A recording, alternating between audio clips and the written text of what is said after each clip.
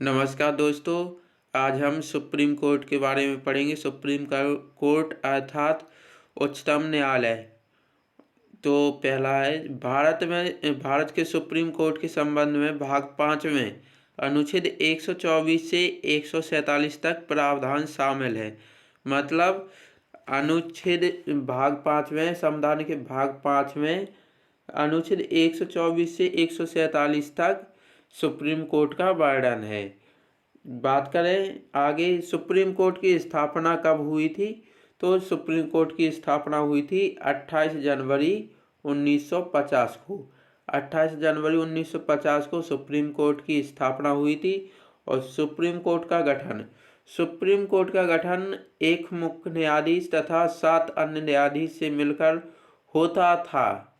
पहले जब स्थापना हुई थी तब क्या इसका सिस्टम था, एक मुख्य न्यायाधीश रहता था और 7 अन्य न्यायाधीश रहते थे।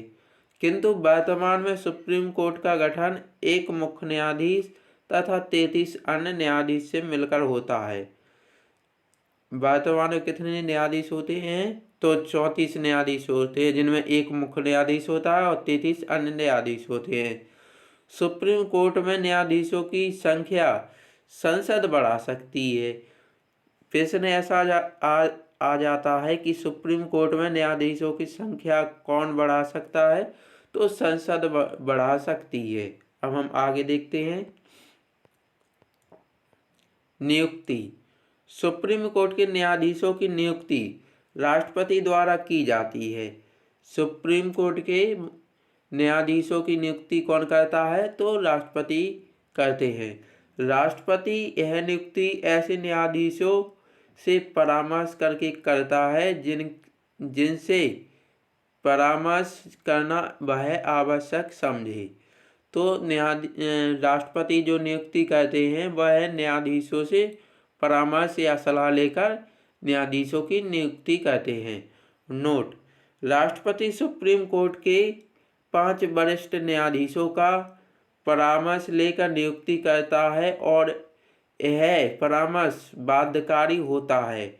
इन 5 जजों को कॉलेजियम कहते हैं। तो सुप्रीम कोर्ट में एक सिस्टम होता है, मतलब एक प्रक्रिया होती है जिनमें 5 जज होते हैं और उस 5 जजों की समिति को क्या बोलते हैं, कॉलेजियम बोलते हैं। और यह कॉलेजियम न्यायाधीशों की नियुक्ति हेतु राष्ट्रपति को सलाह देती है और यह सलाह मानना राष्ट्रपति के लिए बाध्यकारी होता है। अगला है फर्स्ट मुख्य न्यायाधीश। मतलब भारत के पहले मुख्य न्यायाधीश कौन थे, हीरालाल जेकानिया। भारत के पहले मुख्य न्यायाधीश कौन थे, हीरालाल जेकानिया। और वर्तमान में मुख्य न्यायाधीश कौन है, तो वर्तमान में मुख्य न्यायाधीश है डी.वाई. चंद्रचूड़। डी.वाई. चंद्रचूड़ अर्थात धनंजय यशवंत चंद्रचूड़। यह कितने नंबर के हैं, तो 50वें नंबर के मुख्य न्यायाधीश हैं। और 16वें मुख्य न्यायाधीश कौन थे, तो वाई.वी. चंद्रचूड़, जिनका सबसे लंबा कार्यकाल है। तो यह किसके पिताजी थे, तो ये वर्तमान मुख्य न्यायाधीश डी.वाई. चंद्रचूड़ के पिताजी थे, वाई.वी. चंद्रचूड़। अब हम आगे देखते हैं। सुप्रीम कोर्ट में योग्यता है, एससी में योग्यता है। सुप्रीम कोर्ट का न्यायाधीश बनने के लिए निम्न योग्यता आवश्यक है। वह भारत का नागरिक हो। यह योग्यता होनी चाहिए कि वह भारत का नागरिक हो। भारत की नागरिकता बिल्कुल आवश्यक है सुप्रीम कोर्ट के न्यायाधीश के लिए और अन्य पदों के लिए भी आवश्यक है। और फिर इसमें दूसरी योग्यता है कि भारत के किसी भी उच्च न्यायालय में लगातार कम से कम 5 वर्ष तक न्यायाधीश रहा हो। भारत के किसी भी न्यायालय में, मतलब किसी भी राज्य के न्यायालय में वह 5 वर्ष तक क्या रहा हो, न्यायाधीश रहा हो। अथवा अगर न्यायाधीश ना रहा हो तो फिर क्या है दूसरी शर्त, भारत के किसी उच्च न्यायालय में कम से कम 10 वर्ष तक अधिवक्ता रहा हो। भारत के किसी उच्च न्यायालय में कम से कम 10 वर्ष तक क्या रहा हो, अधिवक्ता अर्थात वकील रहा हो। और फिर इसके बाद अगर ये भी शर्त उसके पास नहीं है तो राष्ट्रपति की राय में विधि का जानकार हो। राष्ट्रपति की राय अर्थात नज़र में वह संविधान का अच्छा ज्ञाता हो, तो वह भी मुख्य न्यायाधीश बन सकता है। तो ये पहली शर्त तो सभी के लिए अनिवार्य है, लेकिन ये 3 शर्तों में से कोई एक शर्त होनी चाहिए कि भारत के किसी उच्च न्यायालय में लगातार कम से कम 5 वर्ष तक न्यायाधीश रहा हो, अथवा भारत के किसी उच्च न्यायालय में कम से कम 10 वर्ष तक अधिवक्ता अर्थात वकील रहा हो, और फिर अगर ये भी शर्त नहीं है तो राष्ट्रपति की राय में विधि का अच्छा जानकार हो। तो ये 3 शर्तों में से कोई एक शर्त होनी चाहिए। अब हम आगे देखते हैं।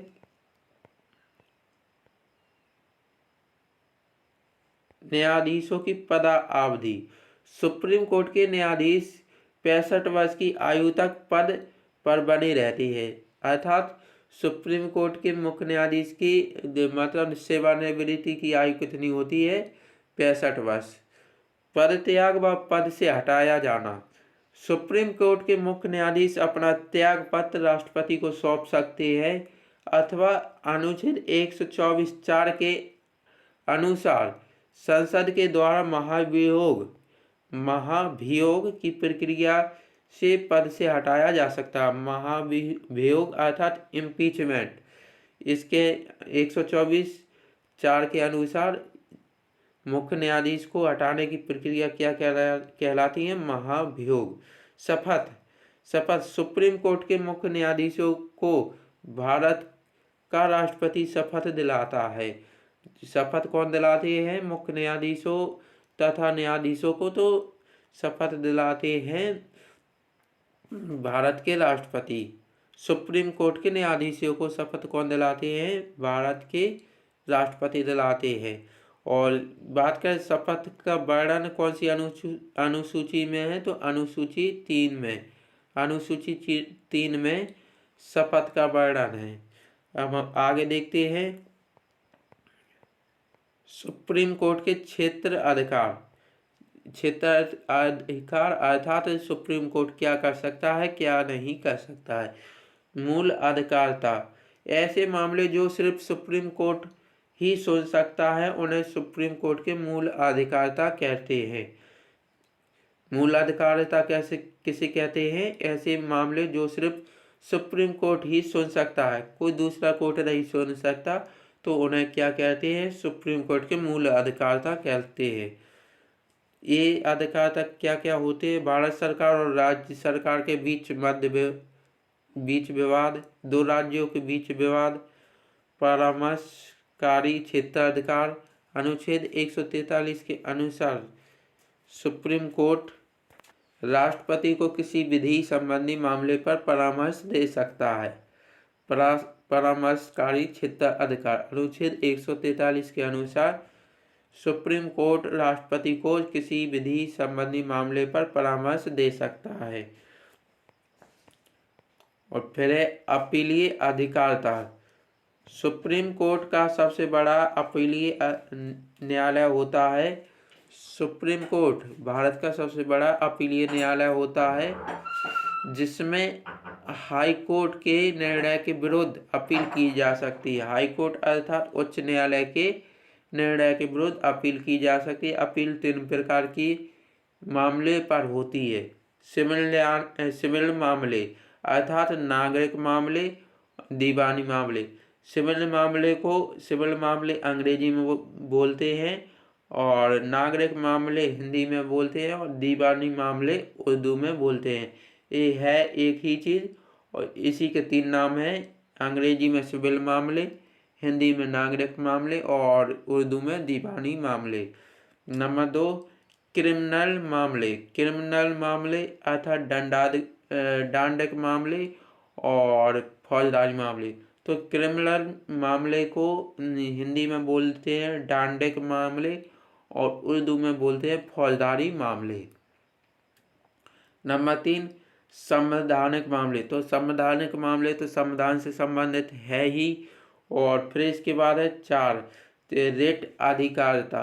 सुप्रीम कोर्ट अनुच्छेद 32 के तहत मौलिक अधिकार के मामले में 5 प्रकार की रिट जारी कर सकता है। रिट जारी कौन कर सकता है? सुप्रीम कोर्ट अनुच्छेद 32 के तहत मौलिक अधिकार के मामले में 5 प्रकार की रिट जारी कर सकता है।